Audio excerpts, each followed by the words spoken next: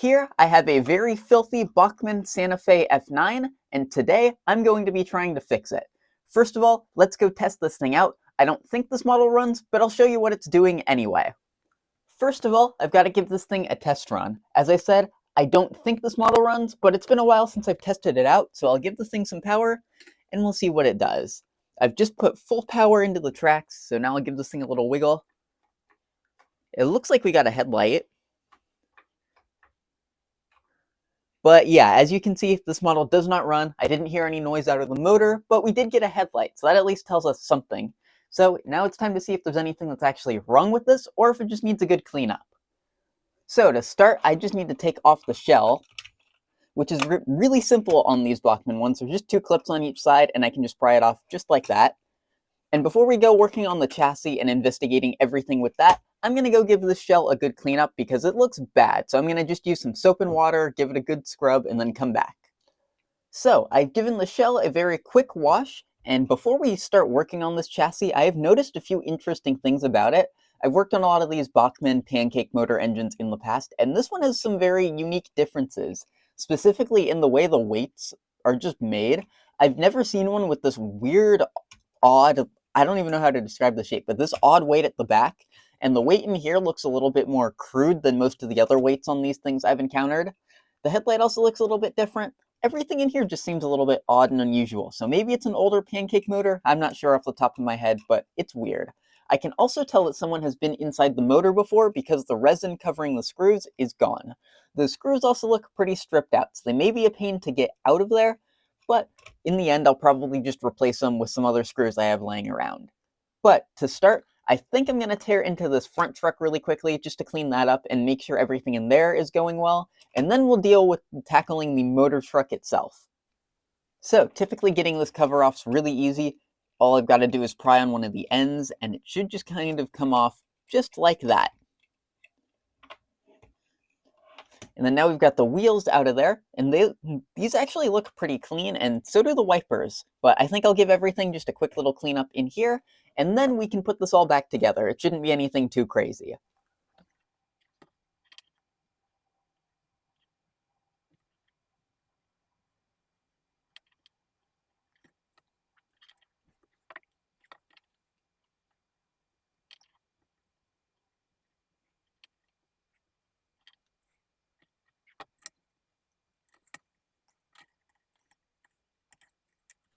Something else I've just noticed while cleaning this up is that the sleeves that hold these two pairs of wheels together seem to actually be cracked.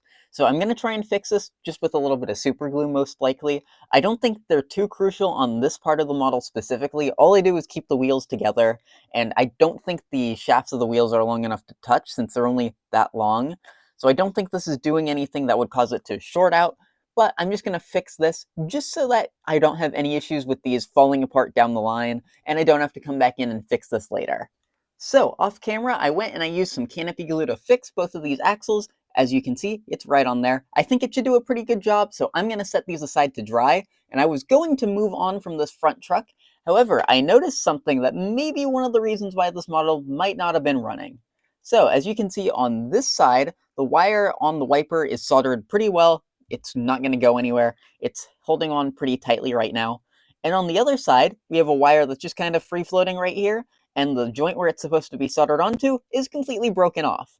So I think I'm going to have to just resolder this really quickly. So I've got my soldering iron heating up already, just got to get some tools and stuff, and we can fix that pretty quickly. That might be why this model wasn't running, but there could still be more going on with it.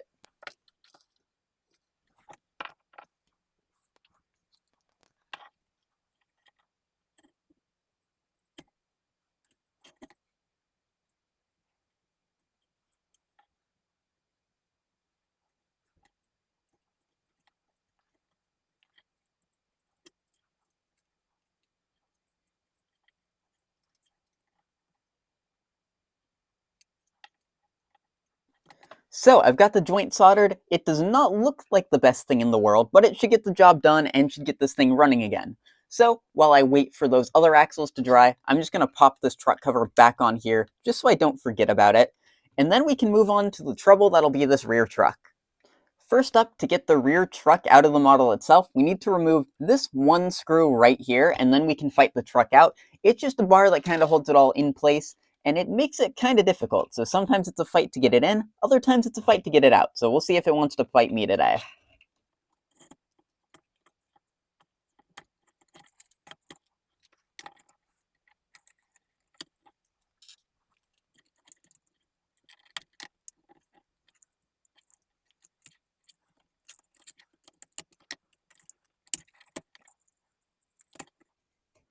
Alright, and we got that out of the model, and it seems like there's more broken wires now. It didn't put up too much of a fight, but I think we might have some more soldering to do. I think to start, once again, I'll remove this truck cover, but I don't think I'll take the thing all the way apart once again, just so we can get those soldered back together.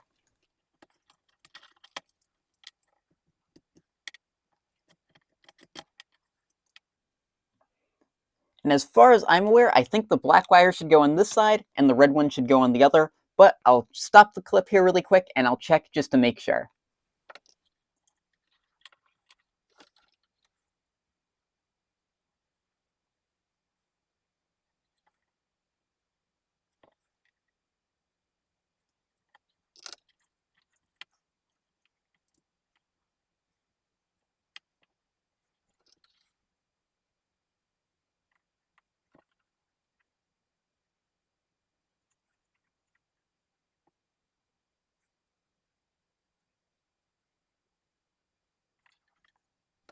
Well, admittedly, it's not perfect. I think both these joints look a lot better than they did on the front truck, so I'm happy about that. Now we can continue what I was regularly planning on doing. We can try and fight these old and likely stripped out screws off the top of this model and tear into the motor block itself.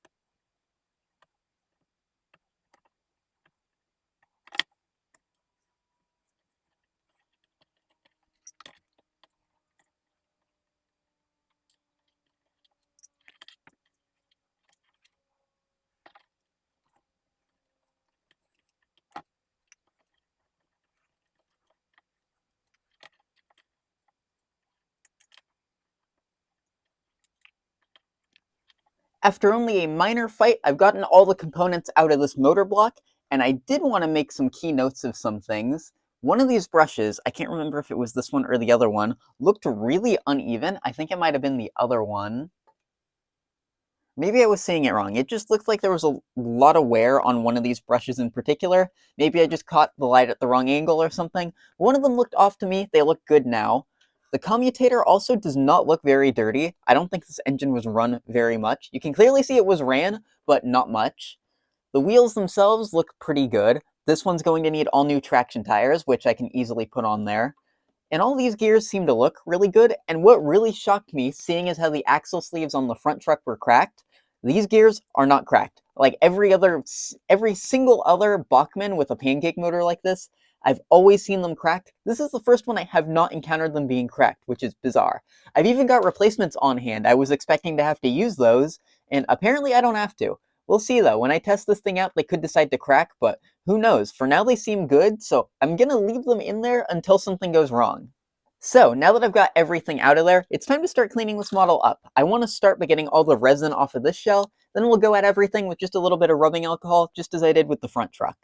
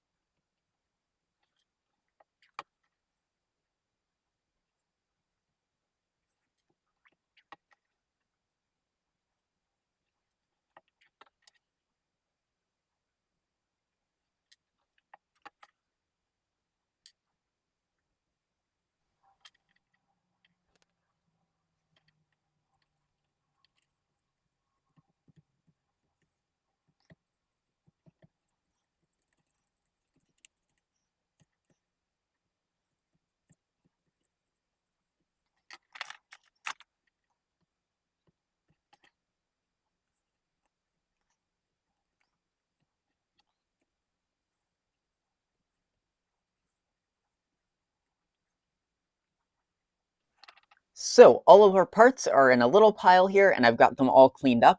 I also did a little bit of work off camera. For one, I put some traction tires on this axle because the old ones were rotting, and as you can see, I just broke them off. So I replaced them with these dental bands. This is the container that I used for them. I don't know if I'm going to keep using these things in the future, or if I'm going to switch to something that's more like a liquid traction tire.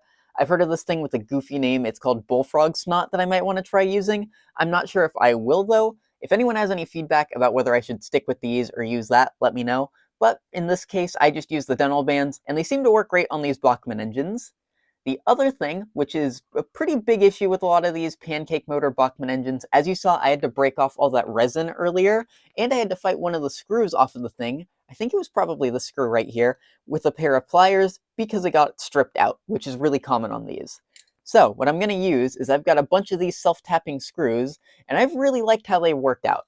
I got it's a pretty big set of them off of Amazon for really cheap a while ago. This is the set I've got, and there's so many different sizes and things. They work wonders. I think I use these on my Lionel GP30 as well, and I haven't had any issues with that. They've been great so far. So I'm going to use them once again here, and they should just perfectly fit in here because the Lionel block is essentially the same as this, so it should be pretty simple. With all that out of the way and the little washers put back where they're supposed to go, it's time to give this thing some fresh oil, put it all back together, and then test it out.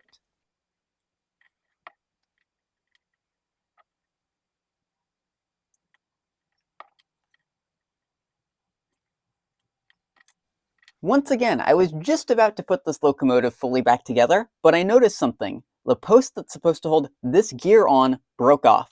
So off camera, what I had to do is I had to file down this post just enough to the end, like right there. And then what I did is I drilled out a small hole, and then I stuck a small self-tapper, again from that exact same kit, back in there once again, and that actually solved the issue. So now I'm going to continue putting this thing back together. I'll put these smaller gears in, I'll take a quick break so I can screw this one gear in off camera and make sure everything sits properly, then I'll come back and continue.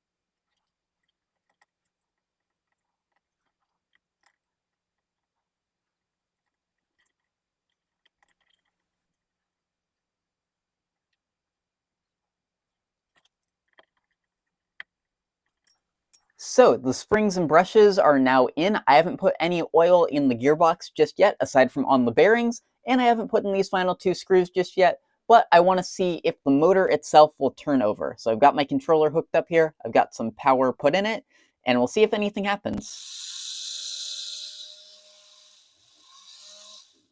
And very clearly, that motor starts, so that's a good sign. Unless I screwed up some of the wiring, this thing should hopefully be good to go.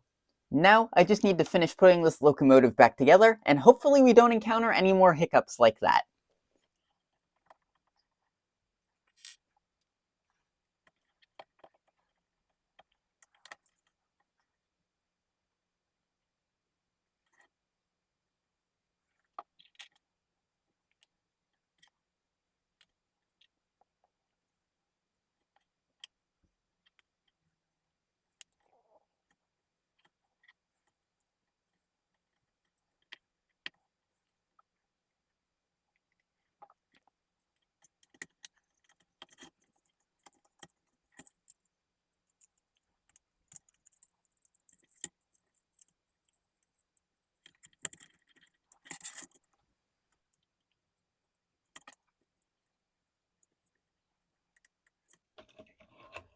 Alright, and with that, the motor truck section of this thing should be done, and I think the front axles should just about be dry enough to use, so I'll check on those really quick, and then hopefully we can put those back in the model.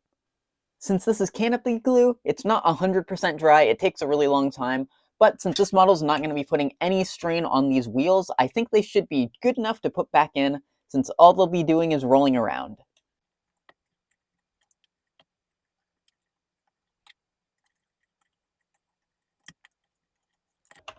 Now it's time to go check on the shell, hopefully that's dry, and then we can throw that on and hopefully test this thing out.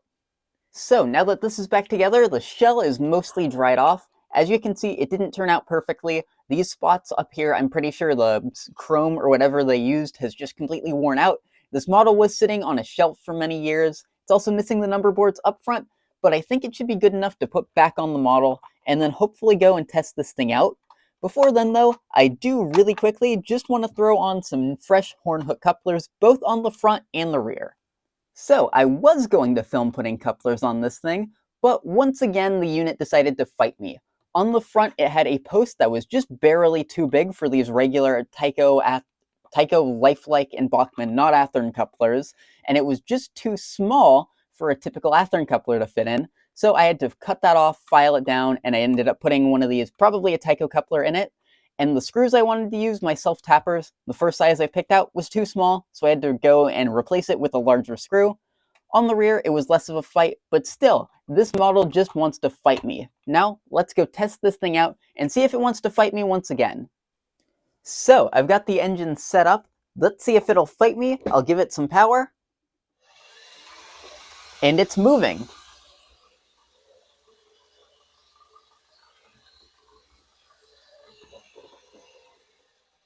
It seems to run pretty well for one of these. That start seemed a little bit sluggish, so I would suspect maybe the magnets in this thing are kind of worn out, which I'm not surprised by. It happens a lot in these things. Let's try it in reverse and see if it's any better.